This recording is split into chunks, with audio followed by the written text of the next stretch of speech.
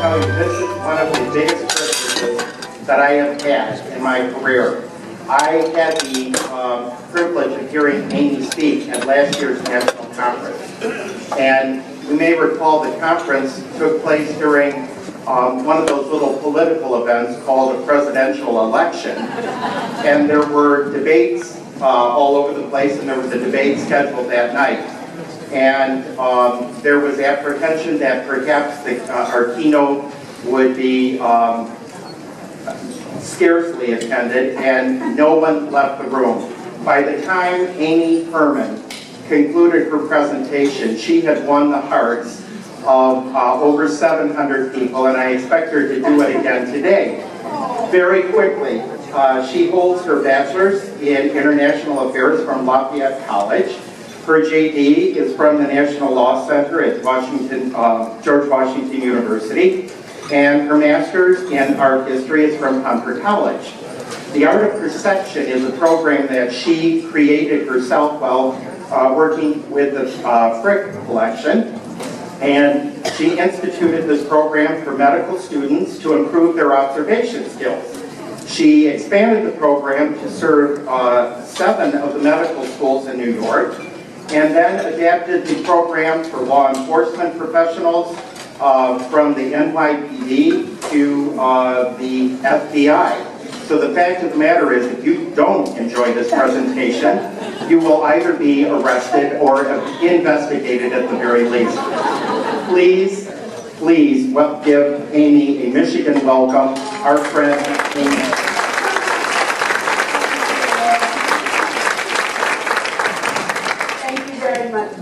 It's a pleasure to be here, and I want to thank you all. Can you hear me, first of all? And if you don't mind, I often step down from the podium because this slot after lunch, some of my colleagues who speak don't like to speak after lunch. They call it the death slot. But I love it because you're caffeinated, you've had a wonderful lunch, and the best news in my program is you do not need to take notes, and there are going to be no words in my PowerPoint. So I prefer that you watch the slides and engage in the discussion rather than taking notes. And if you have any questions, I'm certainly happy to remain afterwards. And I have a website that recaps everything today. So, thank you very much. It was an honor to be in New Orleans the night of the first debate. It was really very interesting. I would recommend being a keynote speaker the night just before the debate starts. But before I tell you anything more about the art of perception after that very gracious introduction, I'm going to ask you all to raise your right hand, please. And I'd like to look at this slide with your hand up. And when you see something definitive in the slide, and I mean definitive, put your hand down. And for those of you who don't, keep your hands up, keep your hands up. Now I'm going to tell you what's in the slide is a mammal. Any hands going down? This mammal has 4 legs. Any hands going down? Well, for those of you that still have hands up in the air, I was the last hand standing. Kind of embarrassing to teach observation perception for a living, and I couldn't see a thing in this picture. So here's the same picture, and what you were looking at was a cow. Did anybody see the cow in that picture? It's the same picture, and it's a cow. Now, the reason I start with this is because I went to a presentation a couple of months ago with a colleague of mine from the Manhattan District Attorney's Office, and I train all the new district attorneys in New York, and she said, let's go hear this guy speak. He's a master of perception. And he was talking about how he started out as a pickpocket, and now he advises the FBI and CIA about criminals. So they started with this same exercise that I just did with you. And we all had to raise our right hands. And they said, when you see something definitive in the slide, put your hand down. Well, Robin, my colleague sitting next to me, put her hand down right away. I didn't see a thing. And then they went through the mammal and the 4 legs, and she kept elbowing me, saying, I can't believe you don't see this. And the harder I looked, the less I saw. And then I started to sweat, because I said, I'm teaching people for a living how to observe, and I don't see a thing. So I start with this exercise with the premise of the art of perception is that no 2 people are going to see anything the same way. The person next to you, might have seen a cow, or they might have seen, a platypus, or a duck, up here or a cat down here, but no two people are going to see things exactly the same way. So that is the premise that we're starting with. Actually, you can tell again, and then we advance. So the art of perception. I started the program 12 years ago, as Chris said.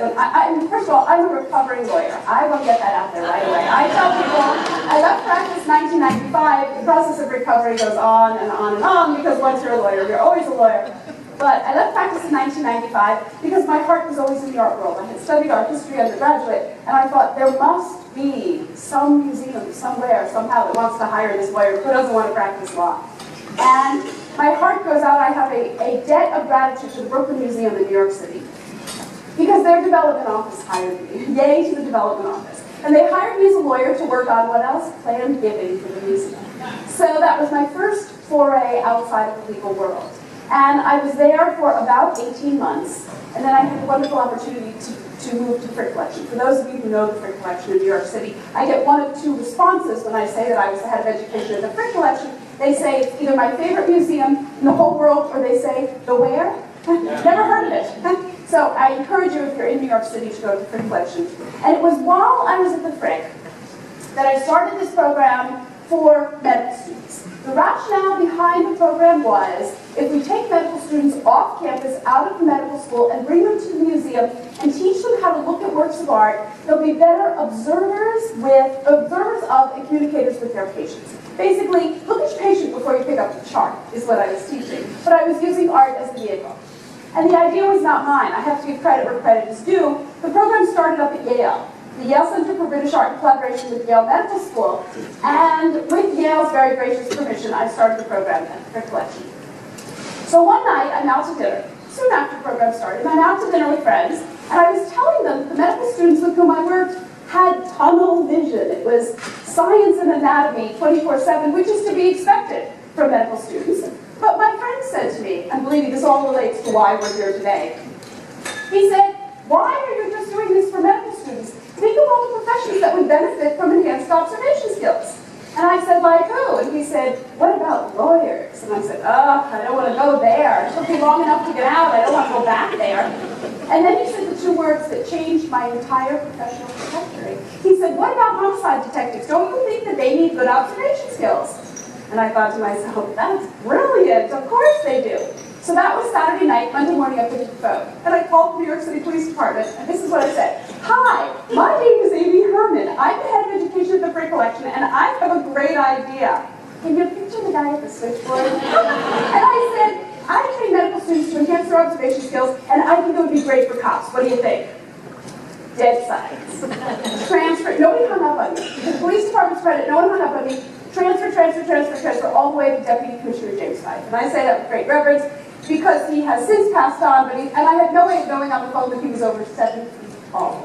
And he said to me, Miss Herman, if this is such a visual thing we're talking about, why are we on the phone? He said, invite me to the Frick Collection. I should have known. He endeared himself to me that very day. So Commissioner Fife comes to the Frick Collection with 7 of his colleagues, pack and heat. They all had weapons on them. We had never had weapons at the Frick Collection before. And they were so excited about the idea of using art as data for training, we were touching the paintings. So the sculptures, and I thought this is going to end before it begins. Suffice it to say, you're all familiar with administration and bureaucracy. 6 months later, every newly promoted captain of the NYPD had to take my course. It was such a wonderful experience for me to learn from these cops, and they were, to see their faces when they came into the Frick Collection, that was a wonder.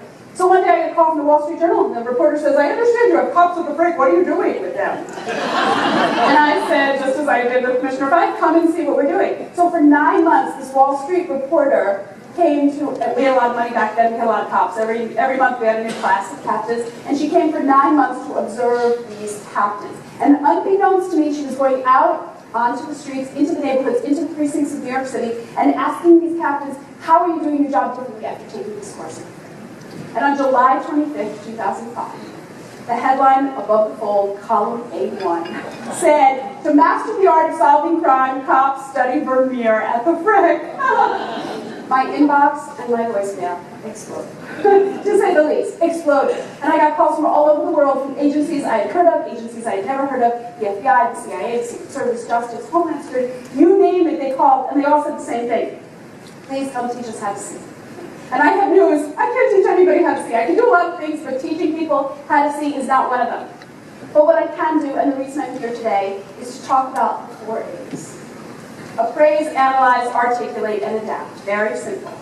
Every new situation, every new problem, strategy, client, donor, crime scene, whatever we're dealing with, if you practice those 4 A's, and it takes no longer than 2 minutes. Appraise the situation, analyze it, and say, okay, what are the problems here? What's important? Articulate to yourself or to someone else, and then adapt your behavior if necessary.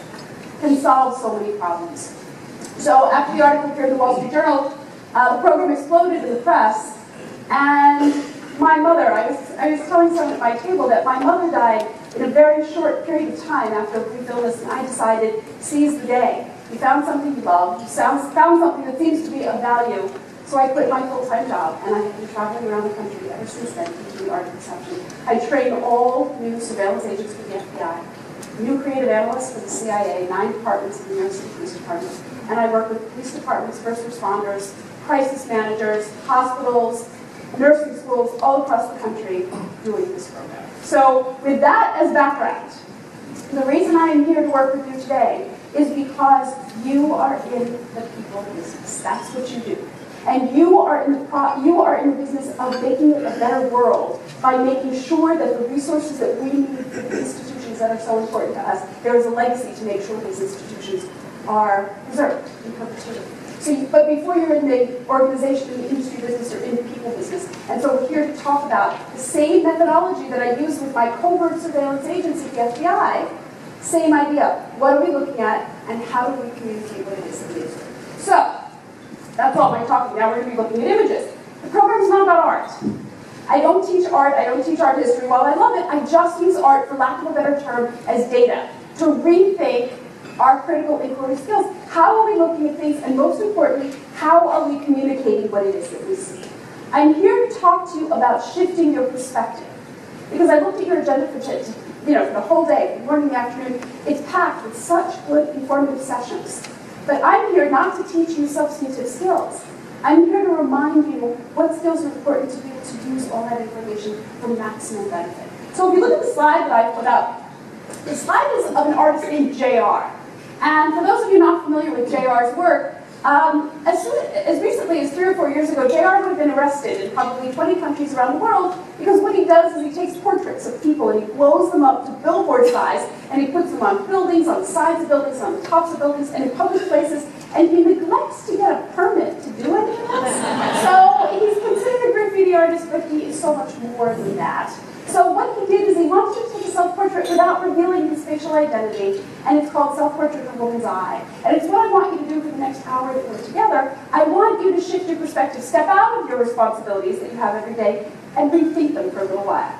And as much fun as I want us to have over the next hour, and it's going to be engaging, and we're going to do a lot of talking about art and other things, my concern is when you walk out that door, that you're going to think differently about your job, and how you can do it more effectively. So how do I take works of art, painting, sculpture, and photography, and make it work? Because 95% of my audiences, shall we say, are not really museum goers. They don't have art as a background. They have come up to me and said, I hate art. And I say, well, too bad, you have to have the training anyway. And the training seems to work. How do I do that? What did any of you just see on the slides I put up? Anything. What'd you say? What'd you see? Cats on chairs, red tables, boxes, clay, anything else? Jumping, what? Different perspectives. Different perspectives. And yes? Fighting. Take a look now. You came close when you said different perspectives, but nobody said there were 4 panels. 4 slides. But that's okay, because we're just at the beginning. By the end of my class, you better say there are 4 slides. But let me tell you why I'm using this slide and how it came to be. You all know about the tragic Batman shooting of Batman premiere in July in Aurora, Colorado. 12 people were killed, 68 people were injured. picture. I was called to Aurora to do a session for the trauma and critical care nurses at the University of Colorado Aurora Hospital. I went out in September, about 8 weeks after the incident. And we're in here laughing, we're talking, we're going to have a dialogue. No one was saying a thing in my class. I had 80 nurses in an auditorium, no one was saying a thing. And so I took off my lapel mic and I stepped into the auditorium and I said, I never say this to a group, but I'm going to say it to you. Call it TMI, I don't care what you call it. I'm going to tell you that I was in New York City on 9/11 where you didn't want to be that day. I saw things, I heard things, I apologize, my voice gets shaky, it's all these years later, and it still has an effect on me. I saw things, I heard things, and I smelled things that in my lifetime and yours, I don't want anyone to ever experience again. I had never smelled the combination of melting steel, jet fuel, and human flesh, ever. And I hope I never do again. And it has affected me every day of my life since then. I fly for a living. So every time I get on a plane, every time I go into the subway, every time I drop my little boy at school and kiss him goodbye, I think, if it happens today, how am I going to get him? I think about it every day. It affects my life every day. So I said to these nurses, I can begin to understand the magnitude of what you experienced in that tragedy. But you need to move on from it and have gratifying, full professional lives. And we're going to work on that today. And all of a sudden, one of the nurses raised her hand and she said, we ran out of gurneys. I said, what do you mean? She said, when you woke up on the East Coast, you knew what had happened. You knew that we had a lone shooter, that 12 people had been killed and 68 had been wounded, and you knew pretty much the parameters of what had happened. She said, we knew nothing. Those emergency room doors and the bodies came in one after another, and we didn't know what happened, and we ran out of gurneys. And when I saw my colleague throw a body over his shoulder, a non-medical colleague, a checked-in person in the emergency room, she said, I couldn't be a nurse anymore. She said, I lost it. I didn't know what to do. And all of a sudden, everyone started talking. So you can imagine after that 3-hour training session, my head, it was wonderful, it was gratifying, but I was tired. So I went to the Denver Art Museum, and this is what I saw.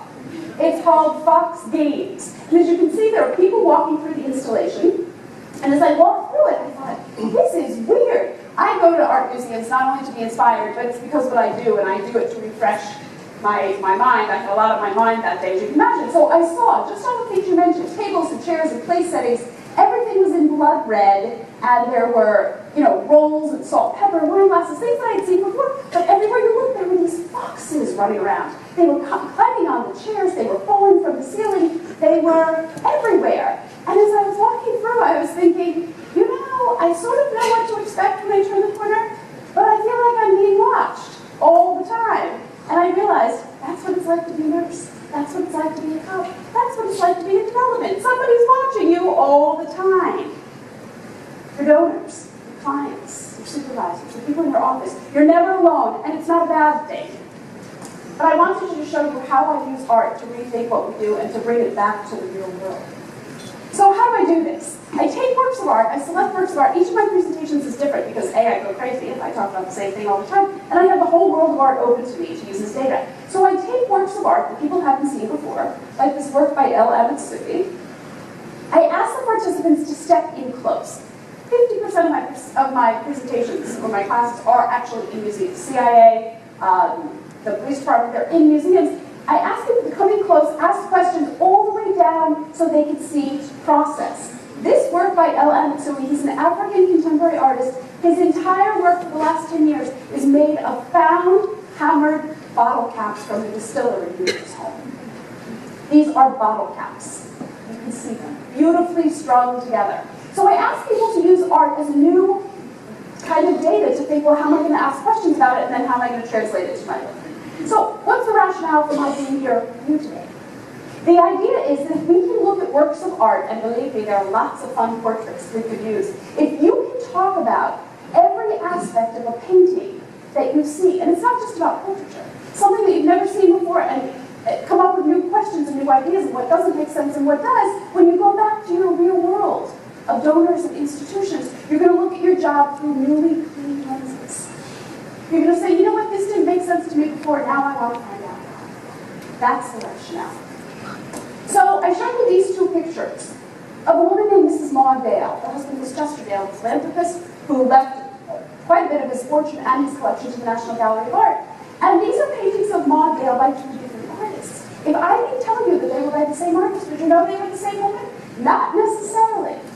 Like those of you who saw the cow and those who didn't, again, no two people see people, situations, problems, strategies the same way. And the way we reconcile those differences and how we perceive things is to be able to communicate clearly, effectively, and precisely what it is that we perceive. You can imagine how important this is in life and death situations and surveillance for the FBI.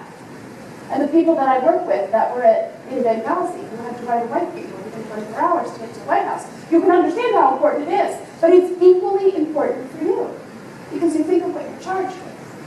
You are the confidant of many, many people.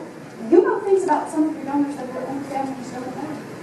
So how do you take those perceptions, that information, and make you a better professional? So this doesn't only apply to people, this applies to situations. Look at these two paintings by Matisse. The one on the left, they're of the same scene. The one on the left is the open window of Coolidor 1905, and the one on the right is the open window of Coolidor 1914 on the eve of World War I. You think he changed his mind about how he saw things? He certainly did. And you know what? We're all at liberty to change our minds, but unfortunately we're not all Matisse. We can't all do it in painting. And if you change your mind, and I'm going to show you another example of changing your mind, it's a good thing, but you need to be accountable for that. And then I show you these two photographs of I keep saying she's one of my favorite artists, an artist named Cindy Sherman. And the crazy thing about Cindy Sherman is that she places herself in all her photographs. These are both pictures of Cindy Sherman, taken within the same year. And I show them to you because I don't want you to only think it's about how you perceive the world and how you perceive of people and problems. How does the world perceive of you? How do your donors see you? Have any of you ever gotten an email from someone in all capital letters? Has that ever happened? When it happens to me, I had a supervisor many years ago who used to send emails in all capital letters, and I would have three questions. One, did the caps lock button get stuck? Two, are you angry with me? Or three, is this the way you write email? Is this what you do? And it is so important to be mindful of how you come across. Are you a better team player, or would you like to work alone? Do people know not to talk to you before 2 cups of coffee in the morning? Do you like to go to a donor's home? Do you like the donor to come to see you? Are you more comfortable outside the institution or in? Every day you have to be mindful of how you came across, because that's a way to become a better professional. So it's not just about how you see the world, it goes the other way. And I always wish the people that really needed this lesson, somebody could tell them, you know, you really need to worry about how people perceive of you. So I think of Cindy Sherman because she manipulates herself to the extreme. And believe it or not, we all manipulate ourselves. We're different at home, with our families, with our partners, with our donors, with our clients. Of course we're different, that's the way we are supposed to be, but you need to be mindful of how very different you are. And here I show you two pictures. The one on the right, many of you may recognize as Picasso, because as my son says, who makes noses like that other than Picasso? But what I wanted to show you is the picture on the left is also by Picasso, and believe it or not, it's the same woman. This is before the affair, and this is when the affair was over. He definitely changed his mind. So you're going to see a theme here. Changing your mind is a good thing. Changing your mind, especially as people age, and their priorities change, and they evolve. I need you to step back from them and say, you know, this might have been important to them 5 years ago when I met them, but things have changed. Don't be afraid to broach a new subject. But be accountable as to why you're doing it. I've noticed that you've been going to the ballet a lot more. I've noticed this, I've noticed that. Be accountable for why you change your mind, because like Matisse, we're not all Picasso, we can't get away with this.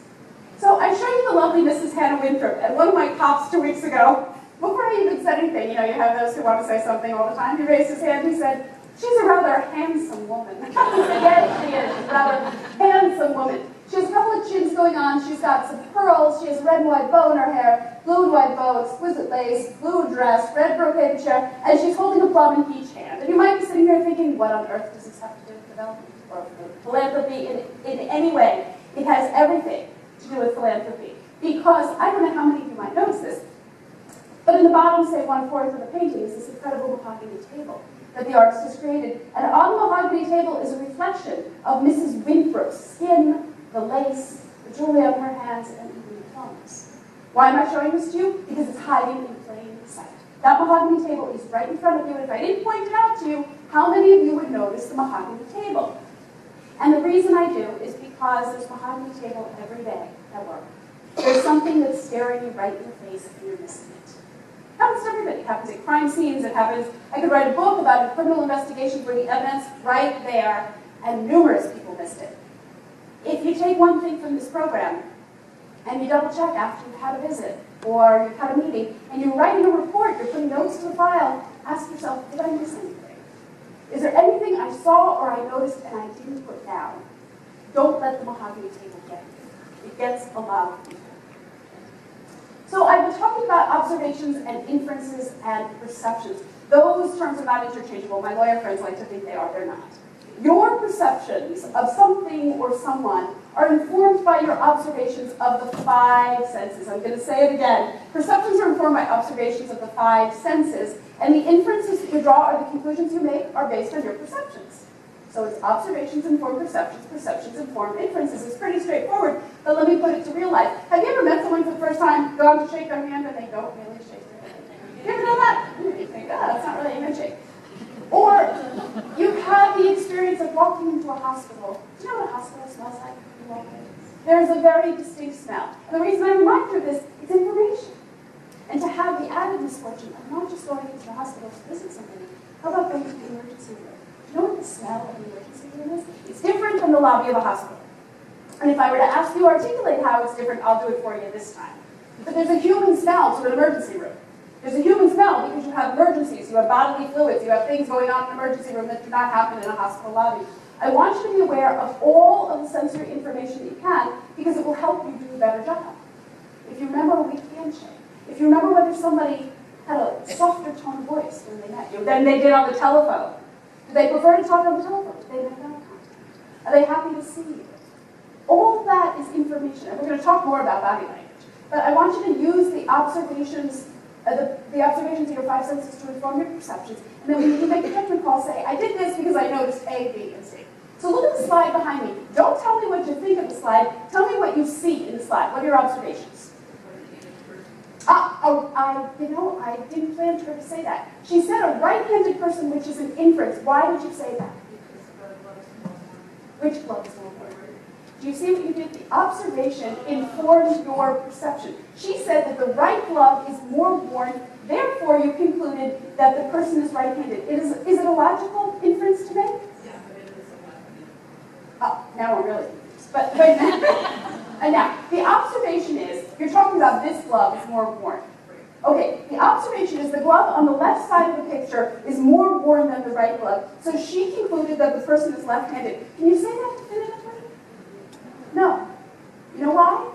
What if this got dirty? What if somebody cut their hand and got it bloody? Or they carried something? It's plausible that they're left-handed, but not definitive. What else do you see in the picture? What do you observe? Yes? Absolutely. The glove on the left is larger than the glove on the right. What else? Yeah. 2 gloves. Thank you. We start at ground zero. There are 2 gloves. And I'll even add to it, they look like they were once white. What else? Yes. Thank you. They're on a pillow. And I'll even add the pillow's on a blue background. Now you see what your observations are? Now think about your perceptions. What do you think of the gloves? What can you say about them? They were used, abused, or used? Used. They're definitely used gloves. They don't look new. Yeah.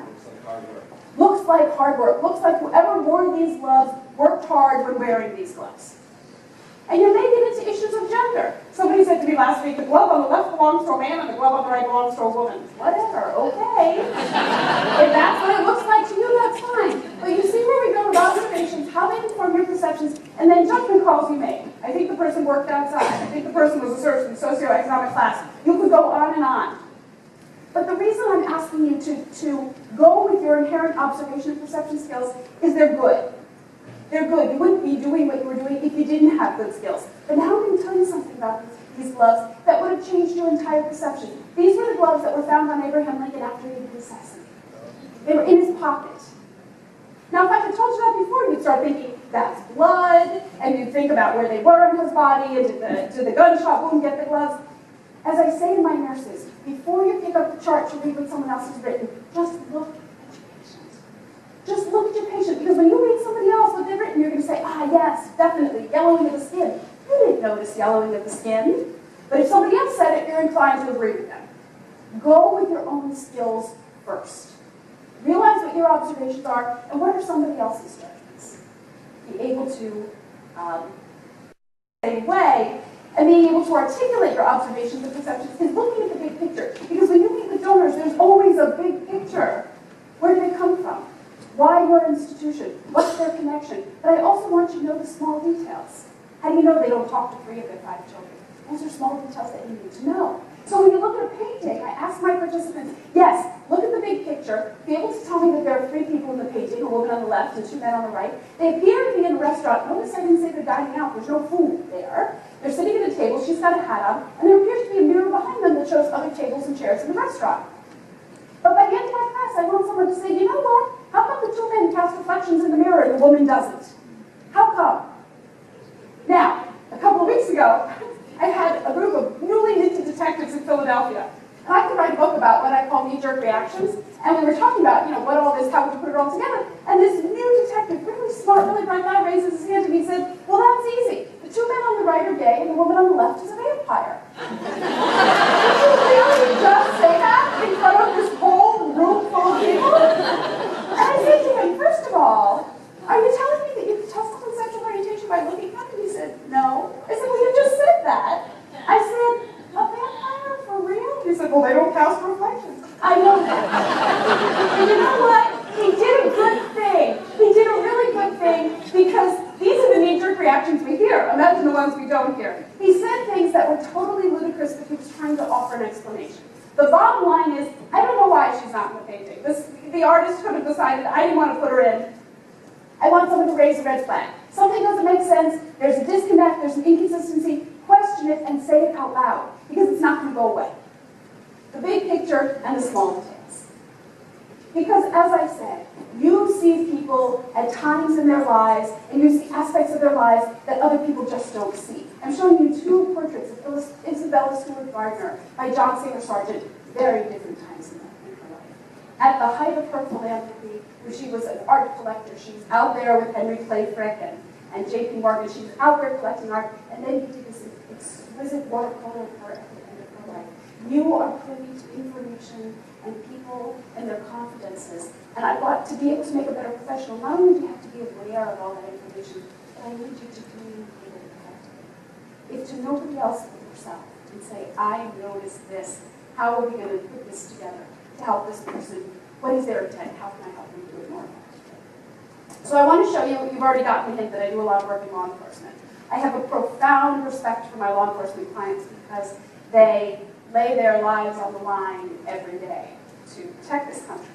But that doesn't mean they don't make mistakes. And I'm showing you this slide with the Metropolitan Museum of Art and Center because that's where I do my training for the NYPD and the FBI field office. If I'm moving my hair, it's only so I get it out of the way of the microphone so you can hear me. So who knows who this young woman is in the left-hand corner? Close. It looks like Monica Lewinsky. You're in the right town. Chandra Levy, the intern, Chandra Levy. 2001, she was involved with Gary Condit, the congressman. She went running in Rock Creek Park, never seen again. So for purposes of our session today, I wanted to tell you that the chief of detectives gave his instructions to the detectives to search for Chandra Levy's body, and this is what he said. I want you to search 100 yards from every trail in Rock Creek Park. Anybody ever been to Rock Creek Park in Washington? It's huge. There are thousands of trails, but that's okay. That was the instruction. Search 100 yards from every trail in Rock Creek Park. When the detectives got to the park, the chief repeated his instruction. But this time he said, I want you to search 100 yards from every road in Rock Creek Park. And to my dismay, I work with the Metropolitan Police Department in Washington, not a single detective raised his or her hand and said, you know, Chief, the first time you said trail, the second time you said road, which one is it? Nope, they all followed directions. As you may remember, they didn't find Chandra Levy for a year. A year later, they found her running pants. Tell me what happens in a year when a body's exposed to the elements. She's going to decompose. Any DNA evidence attached to that body is gone. Where was she? 79 yards from a trail.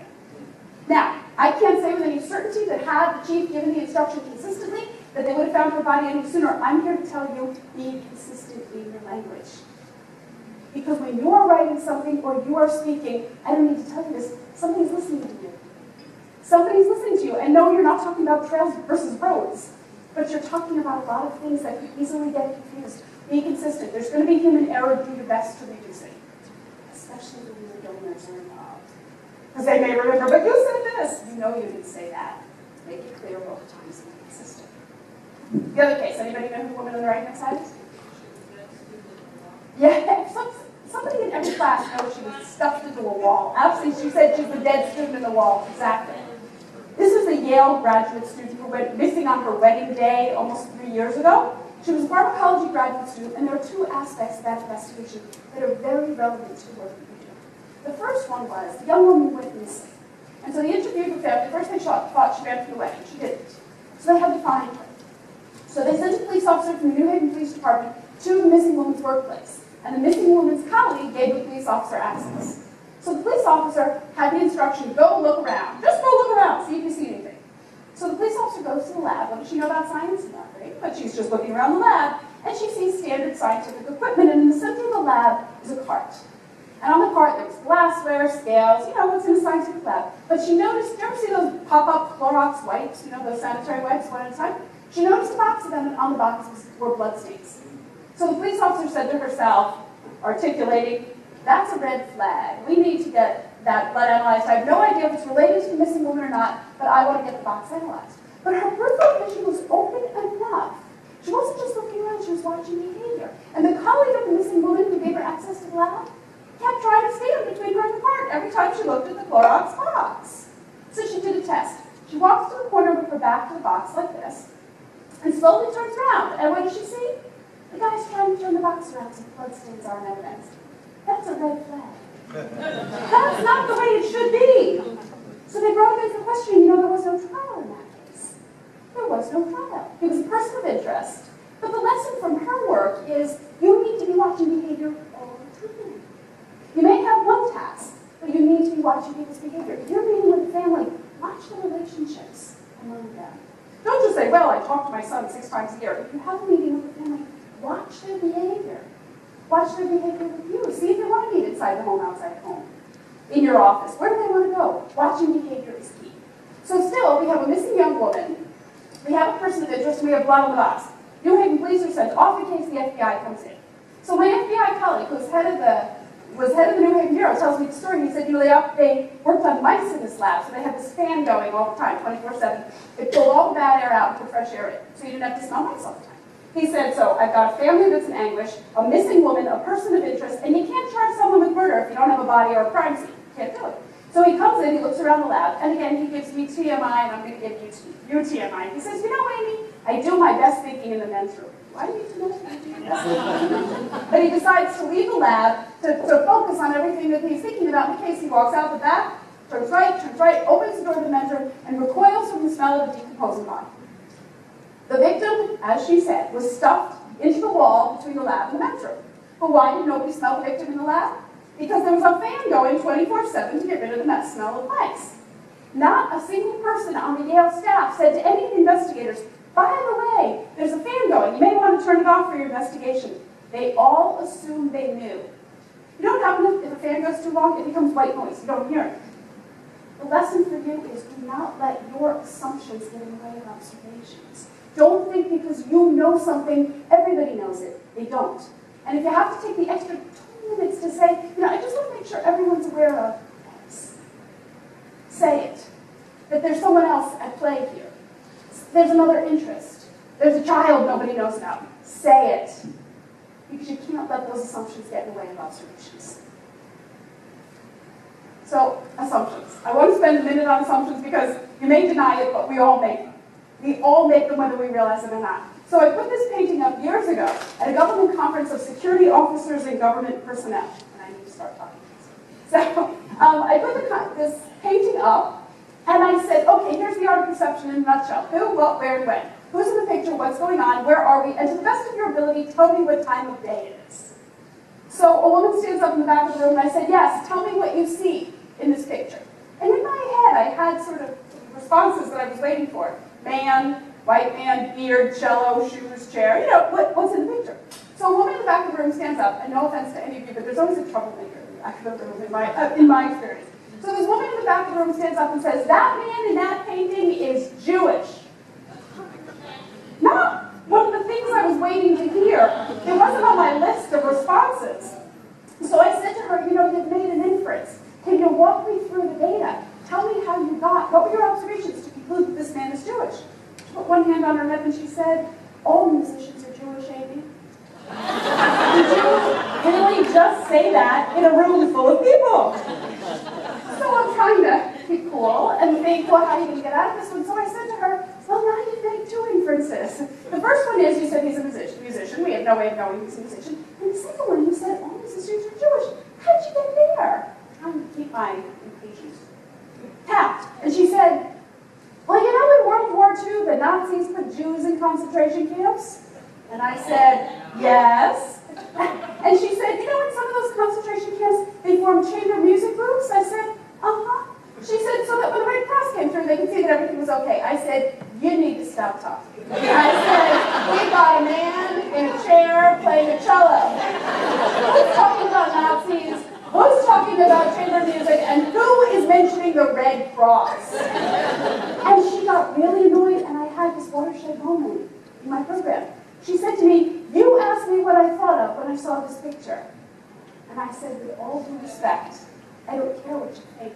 I asked, what do you see, not what do you know? And it is a huge difference. I am not qualified to teach any of you what to think. I'm certainly not qualified to tell FBI surveillance agents what to think and what to do. I'm here to remind you of the critical importance of articulating what you see before you decide what to do. Because if you're working on a team and you have 3 people, you're going to have 3 very different versions of what the issue is. Talk about it. Say what the issue is, and then decide collectively what you're going to do. And I'm going to tell you a very quick story. It's very upsetting, but just to show you how things can go wrong so quickly. We had a really reputable hospital in New York City. Surgery was taking place. A man had a tumor on the left side of his brain, and he was bleeding internally and needed surgery right away. The surgical team was assembled. The man was on the table. They were waiting for the films for radiology. The intern came running in, put the film up, but put them up backwards. The surgeon operated on the wrong side. Now you can imagine how sick the surgeon was afterwards. They were able to correct this. The man survived. But you know what happens now in surgery? They have a bracelet on everyone's arm. They raise, every person at the surgical table raises the patient arm and says, this is John Doe. He's here for X procedure. And for those of you that have surgery, they magic marker your body. So human error doesn't happen. Human error is always going to happen. I need you to do what you can to reduce it. Articulate what the problem is before we say what the solution is. Whoops. Oh my. Okay. Before any of you tells me that any of these women are Jewish, they're not. Just don't do it, okay? Don't go there. I want you to look at these 2 pictures and tell me what are similarities and differences between these 2 pictures. Anything start with ground zero. Similarities and differences. They're both women, they're both white women, yes. Each one is holding something in her hand. The woman on the left has a painting, the woman on the right is knitting. What else? They have a hat. Ah, there you go. The suspect in the Boston bombing was wearing a hat. These women have accessories in their hair. You see the difference? Do you see what I'm saying? A hat is a connotation. That suspect had a baseball hat on. The woman on the left has feathers, headband, and a pearl, and the woman on the right has a piece of cloth. Do you see the difference? Be as precise as possible. What else? Similarities and differences. It's the left side. They're looking towards the left on both sides. Same perspective. Yes, we're sitting on the same side, facing the same direction. What else? Their hair's pulled back. Both of them have their hair pulled back. Good. I heard somebody say age as well. I'm going to assume you mean the one on the left is young and the one on the right is old. What else? They're both in dresses. How come nobody's telling me about this? We started to get there with dresses. How come nobody's telling me? I should have given the caveat. You're never going to offend me. I work with cops. Whatever you say, I've heard it all, and you don't have to worry about offending me. You don't. And you know what happens? I'm sorry? Absolutely. She said, and I'm quoting, she said her boobs are showing and she's smiling. What I would even accept here is one has a very low neckline and is filling out of her dress, and one has a neckline up to her ears. Because, I say this to you, you're in a world where you have to talk about difficult things, talk about staring you in the face. I mean, you need to talk about things that are going to make you uncomfortable. I teach an entire class in racial profiling and bias for the NYPD. You want to talk about awkward? Here's this young white lady getting up here with art slides. Are you kidding? You don't have to worry about offending me. And when I talk about political correctness, cross out the political, worry about being correct. Worry about being correct, because what I always say is you're never going to get in trouble for saying what you see. When you start talking about what you think, that's a whole other story. But you're never going to get in trouble for what you see. And by telling me that she has a very low neckline and that she's filling out of her dress, that's what's in the picture. And in your line of work, there's going to be a lot of things that are difficult to talk about. You need to get them head on. And I'm not saying use offensive language. You don't have to. But also big picture, small details. The woman on the left, yes, she's smiling, but you can also see her teeth. I don't even know if Grandma on the right has teeth. But it's one of those small details. Now, if we take this one step further, and I said who, what, where, when, take it to body language, facial expression, nonverbal communication, and eye contact, because every single person in this room can probably tell a story of how they learn something through body language, and how the people you work with say so much about themselves before they utter a word. So you've had lunch, you've had sugar, you've had caffeine. I'm going to make the assumption we all know who these two gentlemen are. Just for purposes of reference, this is going to be number 1, and this is going to be number 16, just for today. Now, when we talk about similarities and differences in these images, I want you to give thought to body language, facial expression, nonverbal communication, and eye contact. Don't tell me they were both white men who were president of the United States. We know that. Similarities and differences in their images. Color of life. One standing, one sitting. Good. In my homicide course in January, someone yelled down, "Number 1's wearing a dress." Yes, he is. Number 1's wearing a dress. Number 16 is wearing a suit. One standing, number 1 is standing. Number 16 is seated. Thank you. Number 16 is a black and white photograph, and number 1 is a color painting. 95% of my classes, no one says it. Why? Biggest difference between them, you think it's so obvious. By the way, you just reminded me, I have so much to cram in an hour. In my class, and for the remainder of our time together today, I want you to refrain from using 2 words, and hopefully you'll refrain from using them in practice. Obviously and clearly, they're bad words. We're 180 people in here, 181 with me. What's obvious to one of you isn't going to be obvious to someone else. So instead of saying, well, obviously it's a case of X, I prefer you to say, it appears to me to be a case of X because of Y and Z. And whatever is obvious, even less is clear. What else? Similarities and differences. Yes? Washington's very posed and Lincoln's very relaxed and natural. Absolutely. Number 1 is posed. He's standing with his arm out. He's standing up. And number 6 looks relaxed and natural. What else? Clean-shaven beard. Good. Number 1 is clean shaved and number 16 has a beard. Speaking of the beard, let's look at number 16's hair. What do you think of that hair? He's a mess. Look at the bags under his eyes. The messy hair, the ties askew, the suit is wrinkled, the buttons are popping. He's a mess. There is nothing disheveled about number 1. Do you know what someone looks like when they haven't slept in 24 hours? Yes. Do you know what they look like when they've had 3 cans of Red Bull? Yes. It's information for you. What is the demeanor of the person you're meeting with? Do they look crumpled like Lincoln? He's had a bad couple of years. But he looks bad. He doesn't. Now here's the question. How many of you noticed a rainbow in the upper right-hand corner here? Anybody? No. Is it critical to this painting? No. Is it important? Absolutely. Is it mahogany table? No. But there are 25,000 portraits of George Washington in the history of American art. Oh, wait a minute. The one we saw in Amy's class had a rainbow in it. You've just narrowed it down to 3. Use the information available to you. It's there. It's in plain sight. And you know what I never hear when looking at these pictures? Very few people understand the word red.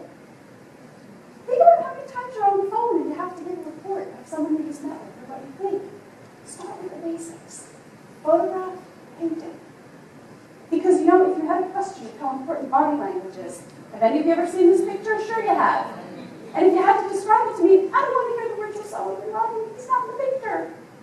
I need you to tell me there are 12 to 14 white people in the picture with one very important black man sitting in a folding chair. Why is the President of the United States sitting in a folding chair? That's a red flag. Something's wrong here. He should be sitting in the big leather chair. Actually, it's not. And here's the interesting thing. It's not. And when I showed this, I was training soldiers and officers before they deployed to Afghanistan, before we started pulling down the number of soldiers. And when I showed this to them at Fort Meade, I said, tell me what you see. One of them raised his hand and said, the only guy doing any work there is in uniform. That's what he said. And the reason I tell you, the reason we know it's not a photo op is because this is the Situation Room. Yes, it was taken.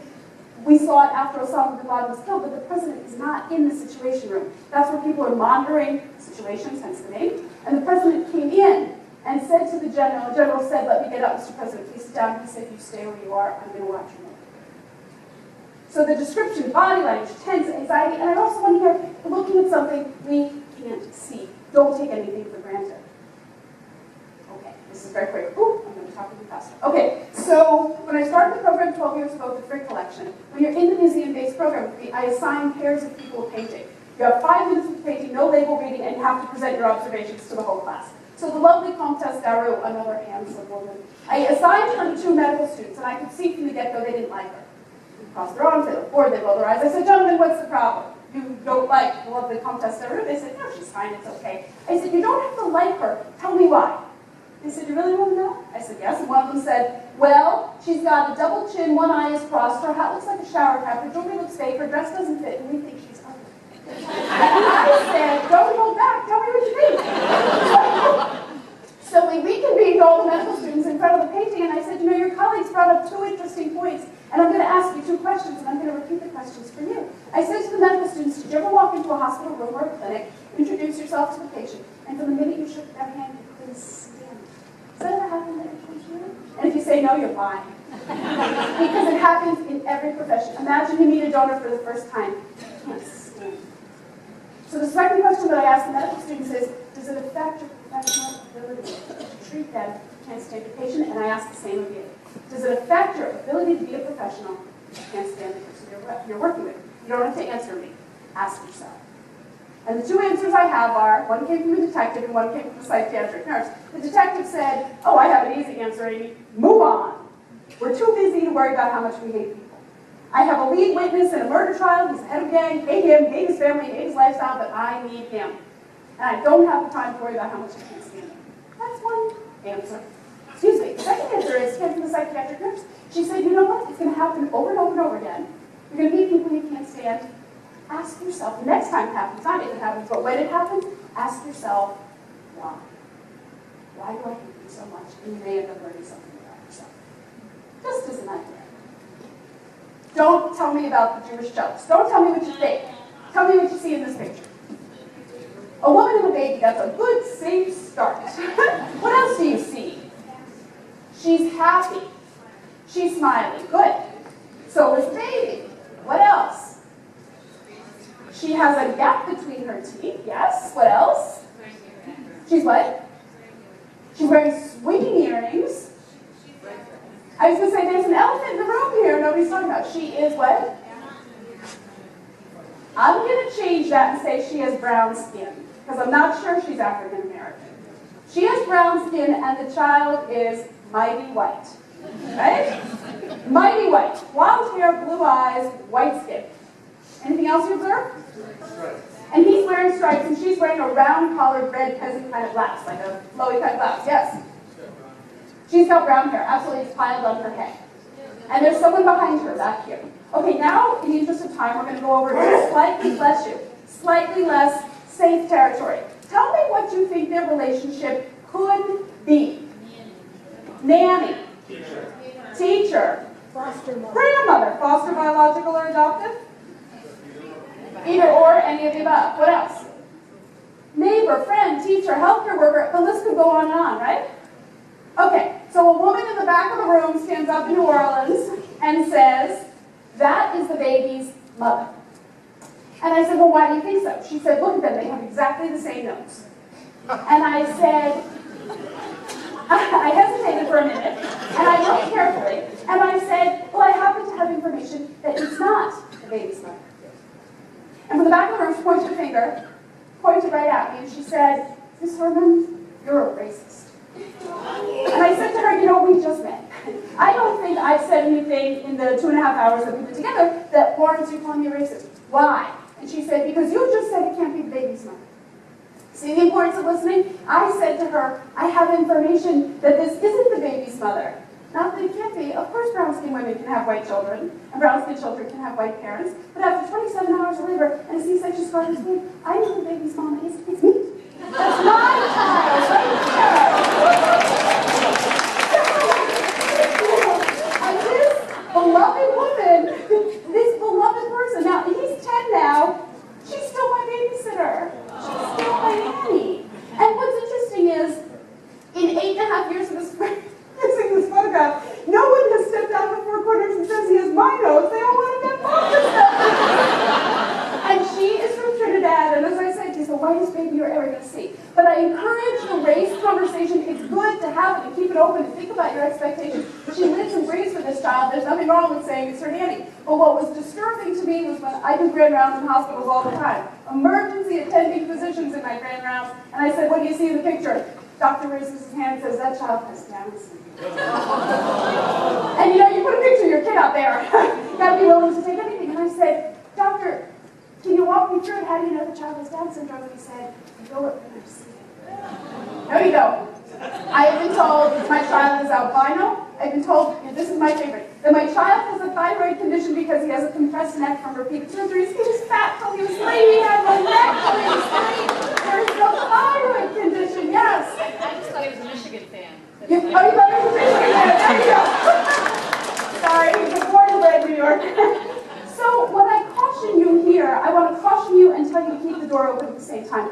Always have the race conversation. Keep it open. And when I said that she's not African American, be careful. Because when I see a picture, I use a picture in my training, I did this today, of a young black boy, somewhere between 9 and 12, and he's black.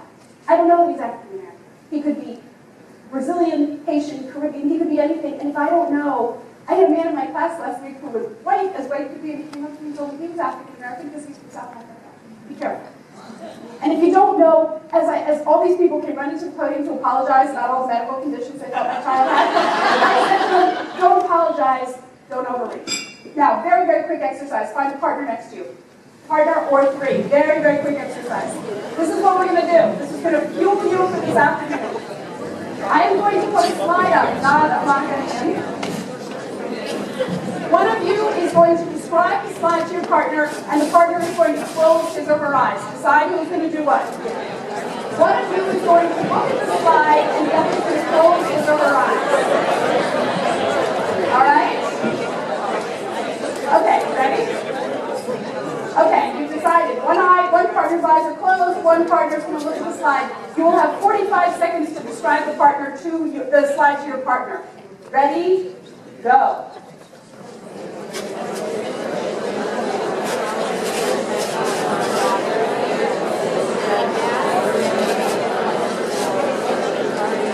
other words, open your eyes and look at the screen. I want to know from the people with their eyes closed which slide was being described to you. No hitting, pinching, or kicking from the describer. How many of you think this was the slide? Raise your hands. How many of you think this was the slide? Raise your hands. And how many of you think this was the slide? Raise your hands. Yeah.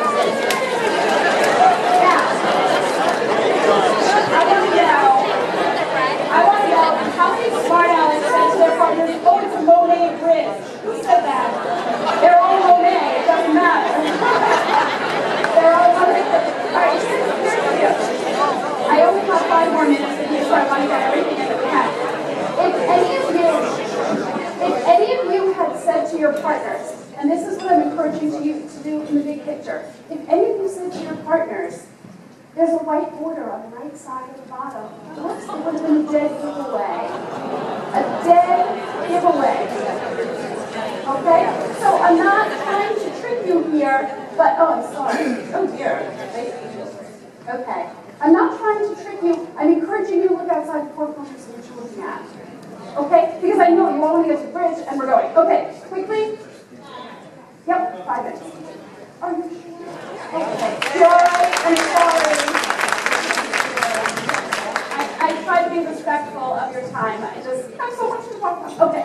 So, I showed you this picture. In my regular class, I asked the participants to write 4 words. We have exercises to write full sentences, but I asked them to write 4 words to describe what they see. And I want to show you, as I start to wrap up, how I use art as data. It's fun. Everybody sees something. But to imagine that, how could you not write face or painting? Do you remember in the beginning of my presentation, I showed you a picture of a man who took a picture of himself in a woman's eye? This is his work. This is what he does. And this picture, the words that I get are wires and stairs. Some people say favela, which is in Rio, which is a neighborhood in Rio, and hot, carrying, slum, ghetto, people, and they leave painting and face out of it. And I want to underscore again, nobody's going to see things the same way, and you can't assume that people see it your way. I need you to use, I know you wouldn't be in this business if you didn't have have good communication skills. I need you to take them to the next step and make them one step better. What do I want you to take away? One of my favorite painters, Boucher, blah, blah, blah. We talked about a lot of things, observation, perception, inference. It's really pretty straightforward. Ask questions.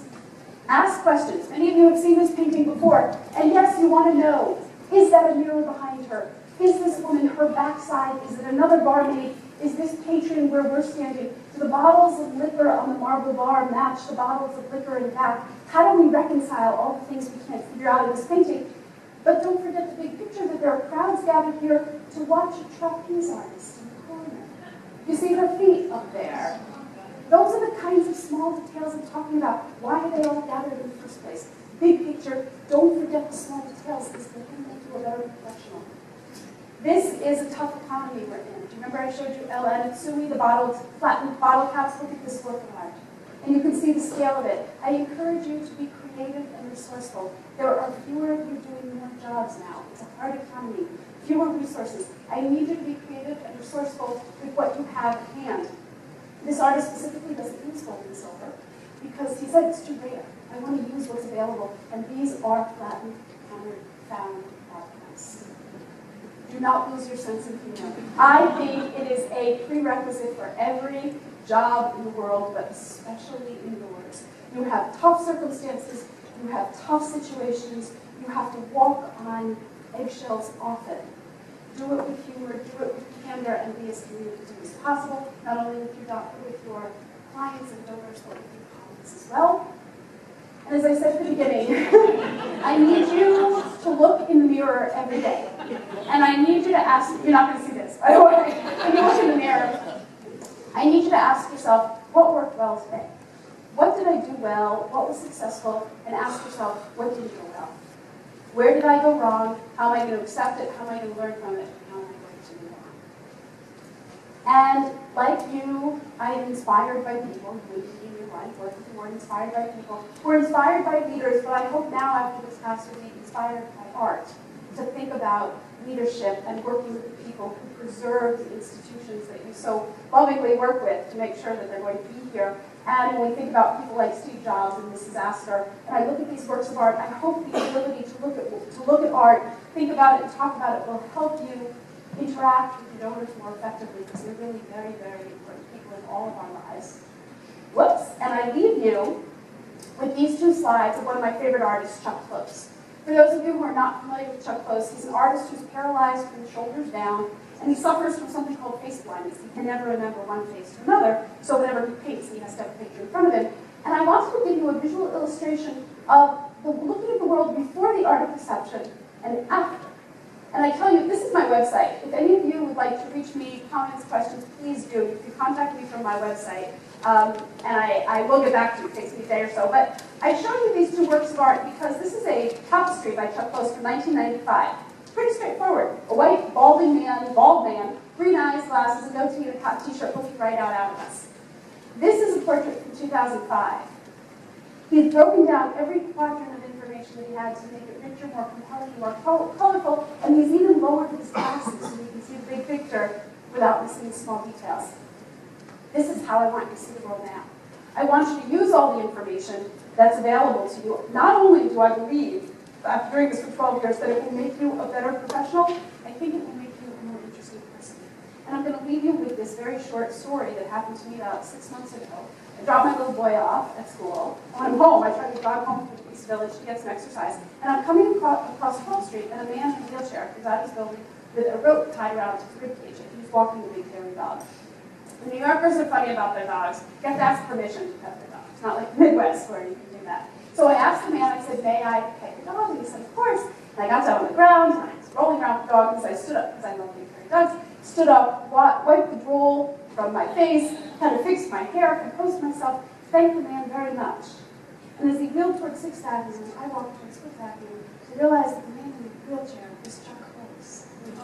I was so focused on the big hairy dog that one of my favorite artists was sitting in a chair in front of me. And I didn't even say hello.